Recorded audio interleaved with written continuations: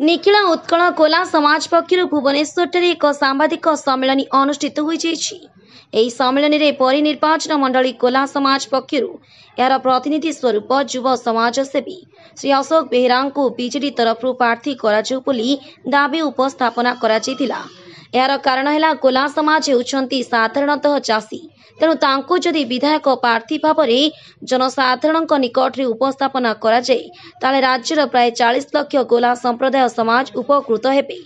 चलित निर्वाचन में अशोक बेहेरा बीजेडी पे आशायी अछंती। से दीर्घ दिन धरी बरी अंचल लोकंकर सेवा करि आछंती।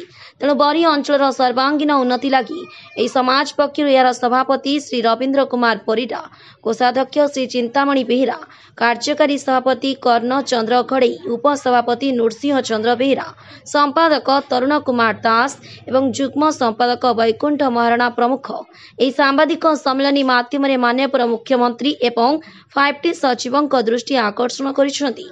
भुवनेश्वर गंगाधर रथों रिपोर्ट संघर्ष टीवी।